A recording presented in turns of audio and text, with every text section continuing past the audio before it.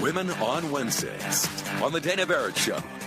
All right, it is Women on Wednesday. It is also Dana and Nick get to leave the studio day. We are broadcasting live from Atlanta's Best and Brightest Companies to Work For awards program. A great place to be. This is, I think, my 5th year out here. I'll be emceeing the awards presentation later on this morning, so I'm excited about that. And, today is all about companies that are doing right by their people.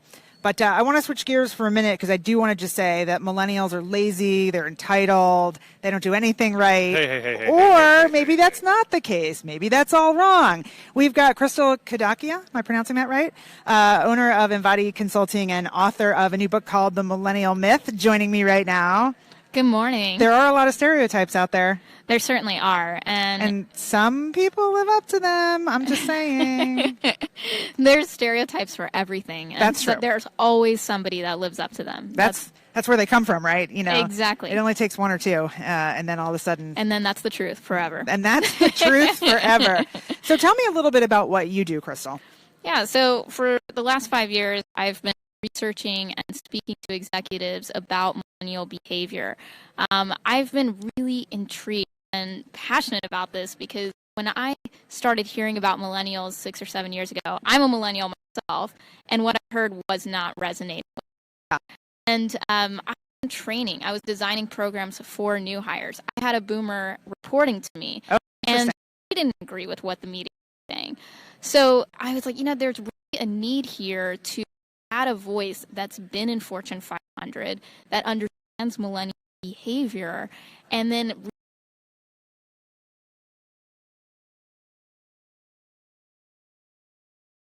stereotypical opinions. Sure. So that's really what I've been doing is for the last 5 years, widening people's perspectives, not just to say that it's not really about right or wrong. Yeah. People have a way of thinking about things, and it's not wrong. It's just there's also different ways of thinking about things. Well, and I think maybe sometimes, and maybe this is a little bit what you're getting at, when you understand why a behavior is what it is.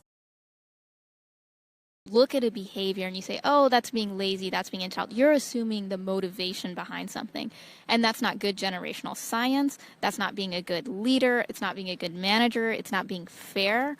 And what you want to stick to is observable behavior that you can actually see. So there's a couple of, first of all, I feel like we could go down the list of some of the things that people do say about millennials all the time, which I'm going to try to do some of that with you if we have time. Yeah. But also there is this whole idea, because here we are at Atlanta's Best and Brightest Companies to Work For.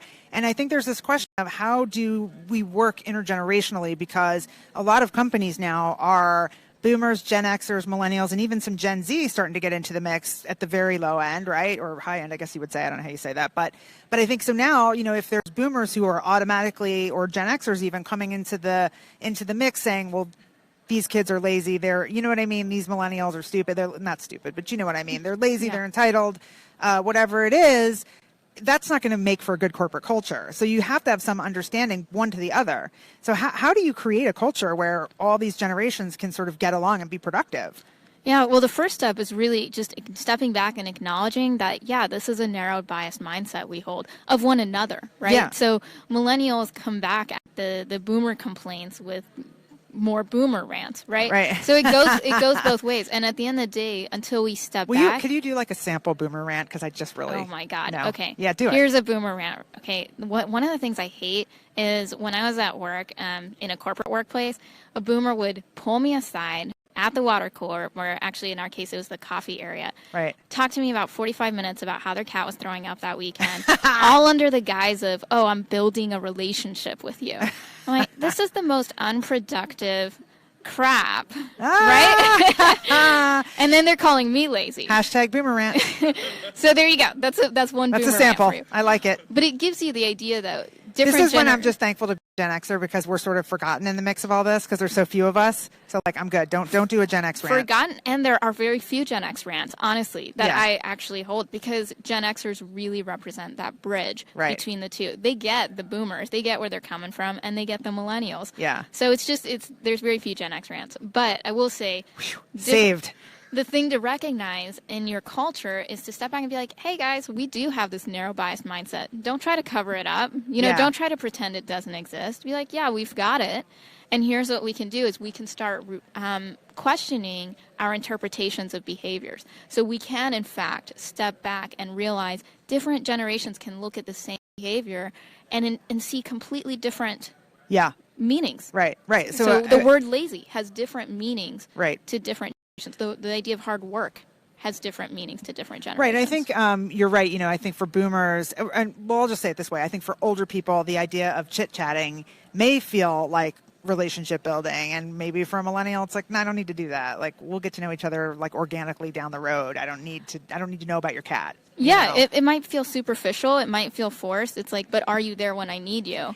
Or are you Side just note, here, total geographic thing too, because moment? I've noticed like in the South you have to do, it's like expected, and I always do it, like when you're having a meeting with somebody, a new person, you always have to do the like, how are you? How's your mom? You know what I mean? Like, you don't just like sit down and get down to business. Like, you have to do that whole like little exchange of politeness first. Do millennials do that or not so much? Yeah, they do. I mean, I think generally the how are you? How was your weekend? Right, like a little bit of social, and then you get down to it. Yeah. Crystal Kadakia hanging out with us. Am I getting that right, Crystal? Tell me. You absolutely have that right. Crystal Kadakia. Sometimes I do the whole segment, and then we get off the air, and the person will be like, no, Dana, that wasn't even close. Crystal Kadakia. As a millennial, I would have called you out. See, I appreciate that, though, honestly. I appreciate that. I'd rather be told right away. Hashtag Dana Barrett. Hashtag Dana gets it right for once. Crystal Kadakia hanging out with us, owner of Embodied Consulting and author of, what's the book? The Millennial Myth. So all of that sort of on the topic. What you do for work, though, for consulting, also in that realm, too, correct? Sort of trying to help companies get this right? What's cool is that there's a point where you actually have leaders who get that they're in this narrow mindset. And I can tell you, it's tough to get executives to think, I have a narrow mindset, right? It's like, admit that's the first thing, and that's tough. But once you get past that, you really get to have productive, useful work around how do you now modernize the workplace fit for everyone, fit for this digital world we're in. Yeah. And so that's really the bulk of my consulting business, is really looking at this millennial behavior and what does it tell us about what needs to change in the workforce, and maybe what needs to stay the same, and what we really intentionally need to bring forward, because otherwise, let's face it, we're going to lose it. Right. You want to learn from experience to some extent, right? It's not all about creating everything brand new. Absolutely. Yeah. Listen, I want to take a little bit of the blame for the whole problem, because, the world revolves around me. But no, what I mean is, I think to some extent the older generations are responsible for the behavior of the younger generations, right? We are the parents of the younger generation. And so, not me personally, because, I'm very young. But my point is that I think we raised a generation of millennials who a lot of parents were helicopter parents. They did everything for their kids. And I don't even mean financially. I just mean they did their homework for them. They did their projects for them. They gave them a gold star for standing still and doing nothing. And so how do you if you're not teaching your kid to pull themselves up by their bootstraps, and you're not teaching them what it looks like to be motivated or to initiate behavior, or, then they don't learn that. Yeah. So how do you expect them to go into the workplace and know how to sort of all of a sudden be self-motivated and independent and, aggressive even? Yeah, so, there's a couple of thoughts that come to mind with this. One is, just to be clear, that 57% of millennials are Caucasian. And the latest research... Really? Yeah, that's it. The latest research is showing that this whole idea of helicopter parenting maybe only applies to certain segments of the millennial population, right? Can I just throw this out there, and you can tell me scientifically right or wrong? Okay, so I hear what you're saying, but are those the ones that are causing the stereotypes then? I tend to think so. Like, my gut feeling says yes. But, again, I don't want to put anybody in a box. So I think that there's always people who beat the stereotypes, who, even with helicopter parenting, are super driven and motivated, and they get it, right? For whatever reason, they still get it. But then once you hear one or two, it becomes the truth. So I want to tell you a story, because I'm not a millennial, of Embodied Consulting and author of The Millennial Myth. And we just had like an amazing conversation off air. A couple of things, we couldn't help ourselves. We just kept going. Nick had to get in on it. It was a whole thing. But a couple of things you pointed out in that conversation that I want to bring to the air, because I feel like people need to hear this. The whole issue that you're bringing, I think, to the table is that stop generalizing, treat everybody as an individual, and recognize that those myths are not, that they're myths, and that maybe they apply to some individuals, but they certainly don't apply to everyone in a certain age group, correct? Yeah, absolutely. And at the end of the day, if you're finding people that meet the stereotypes, big deal. You recruited them, right? They're in your organization, and maybe they don't belong there. And it's really not a clue to, oh, well, this is who the entire generation is. That's it's a clue to maybe they're not a good fit for your workforce. Right. I think and listen, I'm guilty of this sometimes too, like of sort of rolling my eyes and going, oh, it's just another millennial, right? But I think you're right in saying that they're millennials are coming from such a wide variety of upbringings and backgrounds and places that it's not fair to say everybody had helicopter parents, because that's certainly not true. Yeah, and I think a lot of times leaders will sit behind this idea of, well, we raised them, so what do we expect?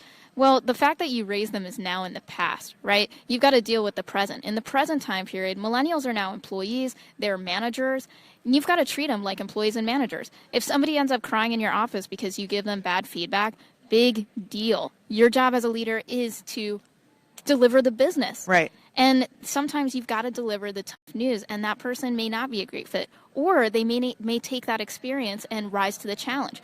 But if you keep thinking you're their parents, and okay, well, we raised them. No, today you're their manager. Today you're leading them, and you've got to kind of man up to that situation. Man up, I love it. But woman up, man up. Pull up your big girl panties, as it were. But I think it's Women on Wednesday after all. But no, but I think also this idea too that we as the older generations are at fault as well, because we have to grow up, because those conversations are hard. And, you can't you can't assume that a younger person knows what to do if you are not willing to man up and tell them what they need to do. Yeah. And maybe, you've never had the opportunity. Maybe you were that helicopter parent.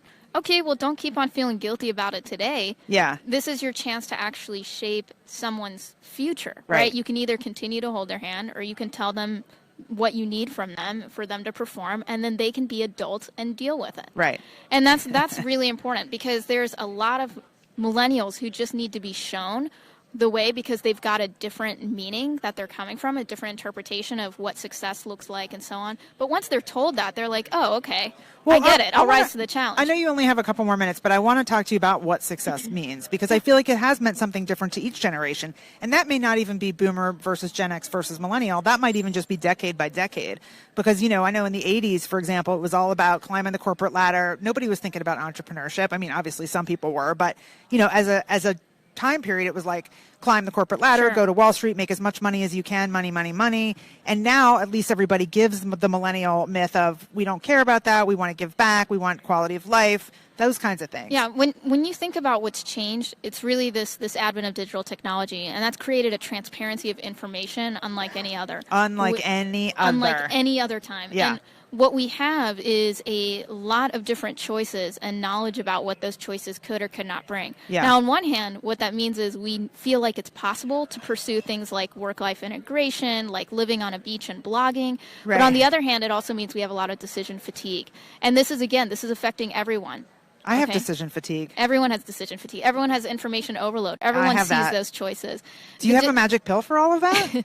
No, the problem is... You're supposed to say, yes, it's my book, The Millennial Myth. Okay, yeah, that is actually exactly what I should say.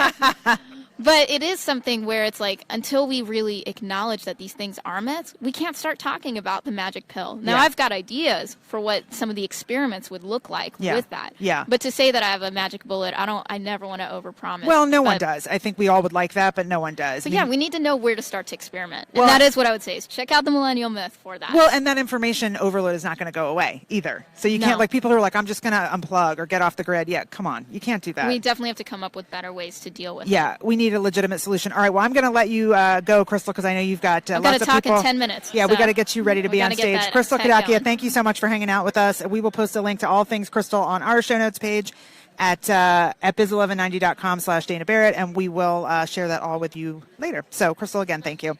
All right, continuing on, and now it looks like we're on a break here at Atlanta's Best and Brightest. And everyone's coming out of the hall. People are wandering out. This is a great place to be. I feel like, Crystal, we could have talked forever. We could have done probably a whole show with her. Yeah, because I think there's so many interesting points there. And I get what she's saying about not sort of, as the older generation, saying, well, we parented them, it's our fault. I get that she's sort of saying no to that, but I also think there's different